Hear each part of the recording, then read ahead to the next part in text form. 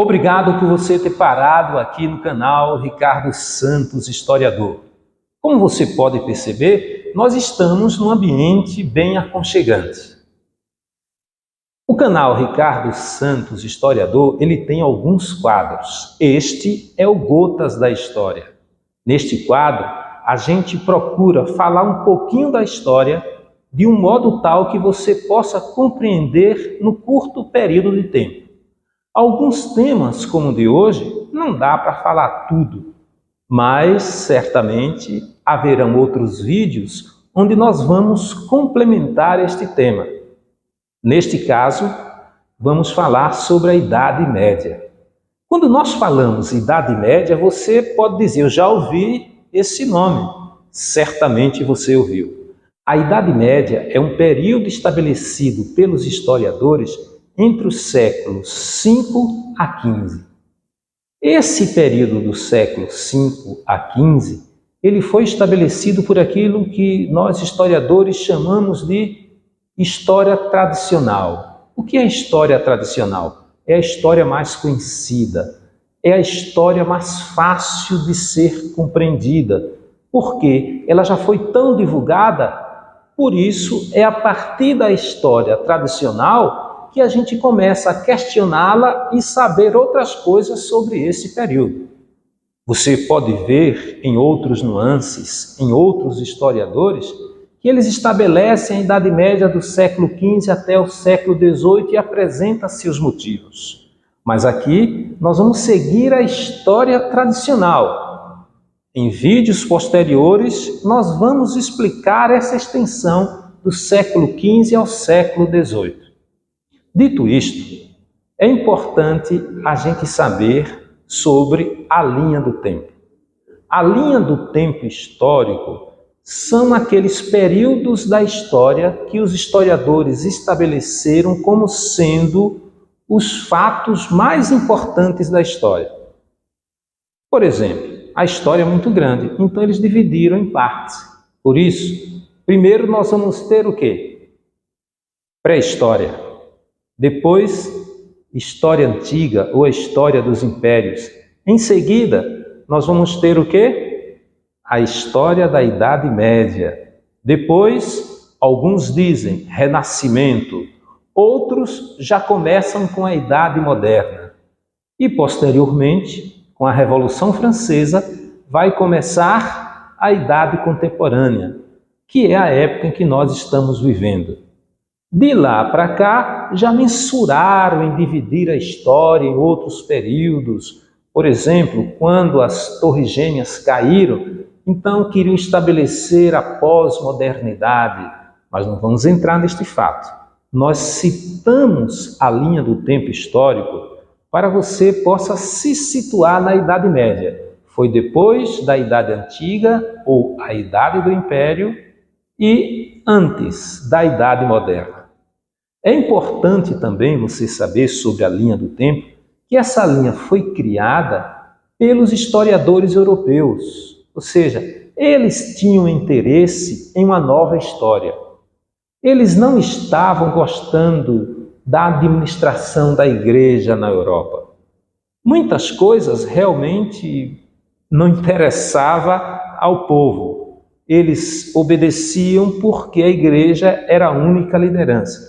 No entanto, eles criaram termos para pejorar esse período, em função disso. Mas isso não quer dizer que a Idade Média só foi coisa ruim. Por exemplo, a universidade vai surgir na Idade Média, e a Idade Moderna não desprezou a universidade. Na Idade Média, os homens, ou seja, as pessoas vão comer com talheres, criada na Idade Média. Claro, a elite, mas foi criada. E isso foi preservado na Idade Moderna e chegou até nós. Então perceba, existem muitas coisas boas na Idade Média. No entanto, a nova classe que surgia, ela começou a questionar esse período e passou a chamar alguns nomes, como por exemplo, Idade das Trevas.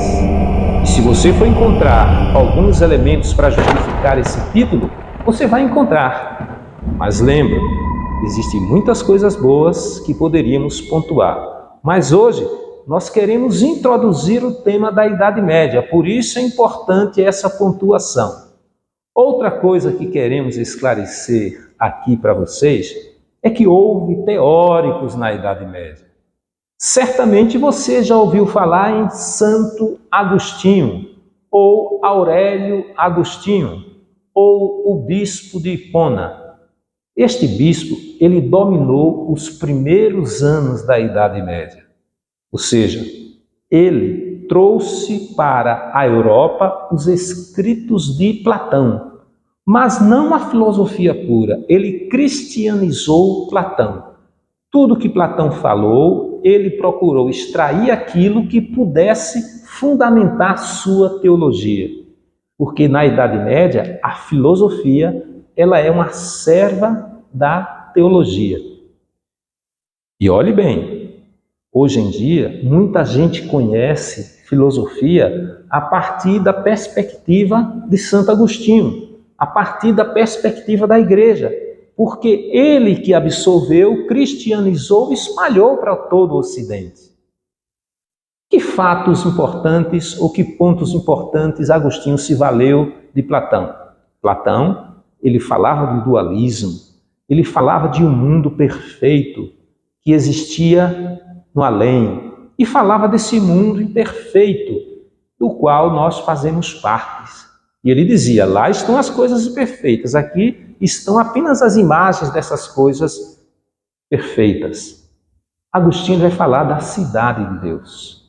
E quando ele escreve a cidade de Deus, ele faz um histórico da humanidade e ele vai falar de duas cidades e de dois amores. O amor de Deus em detrimento do eu e o amor do eu em detrimento de Deus.